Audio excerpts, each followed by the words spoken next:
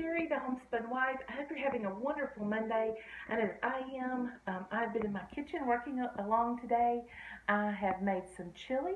It's called slow cooker chili, and you buy the dry beans, and it comes in a mix. I'm going to show that to you. That is what we're having for our dinner tonight, and we will have plenty for leftovers. And I'm getting ready to make some good old Southern style cornbread.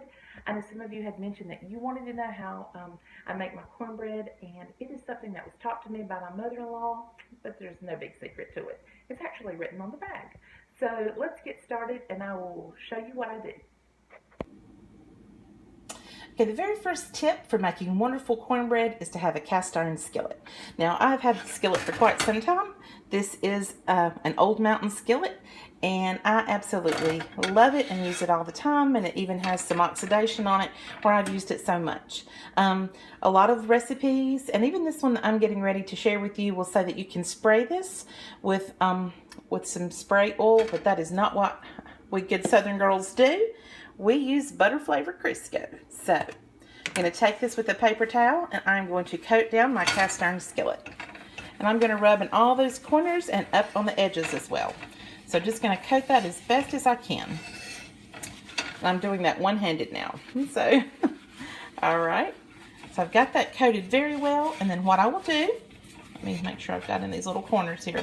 I will take this cast iron skillet, and I'm going to put it in my cold oven. Okay. So here we go. I'm going to take it and I'm going to sit it right inside of there like that. And then I'm going to preheat my oven to 425. So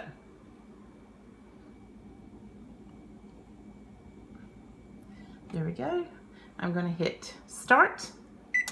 And then I'm going to let the cast iron oven, the cast iron dish is going to heat up in the oven while we get ready to make the rest of this recipe. Now, this is one of the big secrets of making really good Southern cornbread is one, to have your cast iron skillet, and two, to preheat it in your oven so that cast iron gets really sizzling hot with that grease in it, and that is going to make the outside of your cornbread absolutely perfect. So that's a couple of secrets there in making really great cornbread. I'm not sure where you live. I'm assuming that White Lily is available everywhere. And this is the cornmeal that I have always used for 32, 33 years. I have used White Lily Buttermilk White cornmeal mix. It has the scarecrow on it. It's had the same insignia on it for all these years, and you can always look for the scarecrow to find this particular brand. And the recipe for the cornbread is right here on the back. Now, it has some optional items. It tells you that you can actually use 1 to 2 tablespoons of sugar, and I just want you to know that good old traditional Southern cornbread does not have sugar, because traditional Southern cornbread is not sweet. It is not a sweet cornbread. It is not like a muffin mix. It has, well, it's impossible to explain the flavor that it has, but it is not one that is sweet. And so I leave that off. I don't know anyone really in the South that uses any sugar in their cornbread. Maybe you do, and that is good. But in my area, my mom, my mother-in-law, all the people I know that cook, we do not have sweet cornbread here. And so, so to get started, you're going to need a large egg. I have it right here. You're going to need 2 cups of this self-rising buttermilk white cornmeal mix. You're going to need 1 1/4 to 1 1/2 cups of milk or buttermilk. Now, I just use regular whole milk, and this is not buttermilk. Now, some people love buttermilk and they think it makes their cornbread even better, but I have always used whole milk to make my cornbread, and it always turns out perfectly every time. So I use 1 1/3. I kind of split the difference between the 1 cup and the 1 1/2. I use 1 1/3 cups of whole milk. And then here we have our oil. We use a 1/4 cup of pure vegetable oil. And then we'll put all of that in with this cornmeal, and we will mix it up. All right, I'm going to take this moment while I'm waiting for the oven and the cast iron skillet to finish heating up and answer a question that a YouTube friend had for me, and that is, do you leave your butter sitting out on the counter all the time? Yes, I do. Salted butter is very well suited for sitting out on the countertop for an extended period of time. Matter of fact, I've let my butter, we use it pretty regularly, but I have let my butter sit out for a week at a time and never, ever, ever had a problem. If there is a problem, you're going to begin to notice the changing texture. You're going to begin to notice the smell that comes from it, and you're going to know that it is no good. But I've never had that happen. So I always leave my butter out, and typically in a week's time we will use a stick of butter. And but it's wonderful to have real butter, and it just is a big difference between butter and margarine, I think. Now, make sure you use salted butter, because salt actually inhibits the growth of bacteria of any kind. And so if you use unsalted butter, that's not going to be as safe as using salted butter. So there it is. And this container, someone asked me about the container that I used. I thought it was Tupperware or something, and they had never seen it before. This actually came from Walmart. I think it was $3.84, and I really, really love it. This little part just lifts up, and you can actually use this tip right here to cut your slabs of butter, but I never actually do that. I tend to use the knife all the time because the butter is so smooth. But this fits on there solidly and really keeps it sealed up in there for you when you get ready to use it. Now, the chili that I'm making tonight, I'm going to show that to you.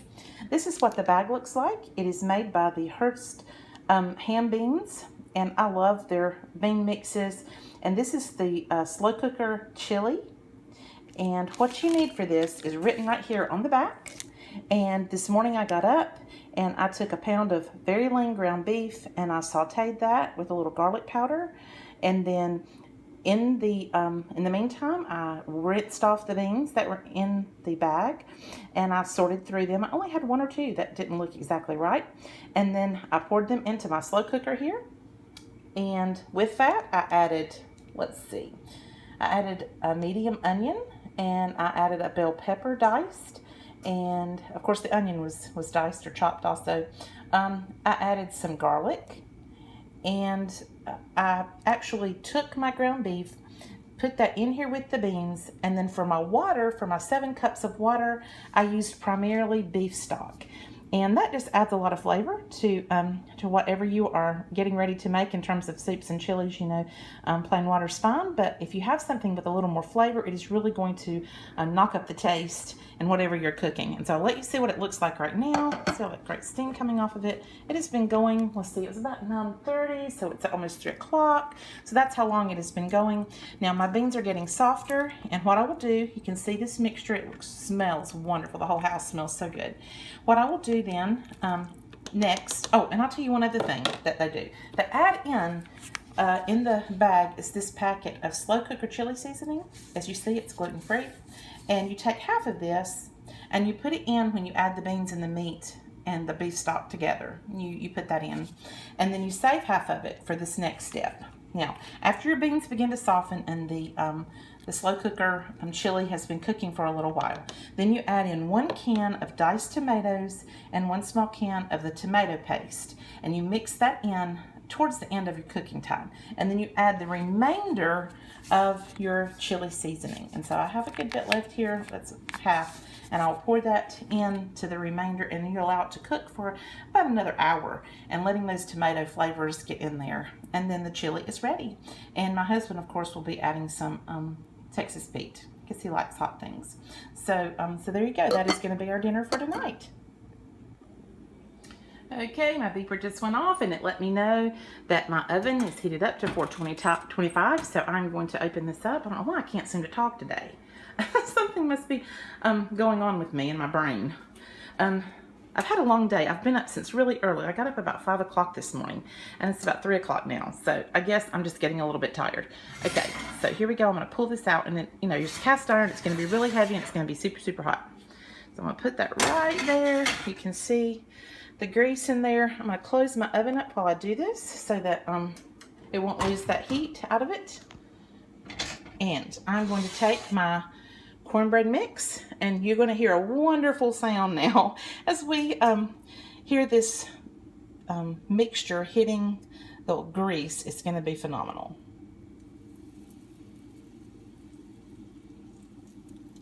I don't know if you can hear that sizzling or not. My phone may not pick up all that sound. So I'm going to take my spatula and I'm going to scrape out the rest of this bowl and get all of that goodness down in there, and then I will be putting it back in the oven to bake. All right, so there is my cornbread in there. I'm going to close this up and I'm going to set my timer on 25 minutes. Now, my cornbread usually is ready between 22 and 25 minutes, but I go ahead and set it on the 25 minutes. I'm going to do that today because I'm going to be in here. It very rarely ever goes over 25 minutes. It's pretty much about 22 to 23 minutes it's ready. But I'm going to set it on 25 minutes. Since I'm standing here, I will be checking it. And I will let you see what it looks like when it comes out of the oven. Alrighty, here it is out of the oven. It went about 24 minutes. It might be a little more toasty and brown than I would normally fix it. I turned my back for just a second and time got away from me, but it looks amazing and it smells amazing.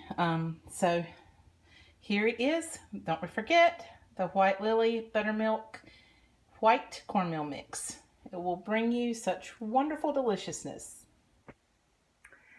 Thank you so much, friends, for spending part of your day with me in my kitchen. I hope to come back to you very shortly and bring you a video about what I'm learning to do to save with my Keurig coffee maker. You know, those little cups are pretty expensive, and so I'm trying to find a way to stretch my dollars using the Keurig coffee maker. So if you want to hear about that, stay tuned. Thank you, friends, for subscribing, for giving me a thumbs up, for leaving comments. I love all of you, and I want to thank you for being so supportive of me. See you soon. Bye.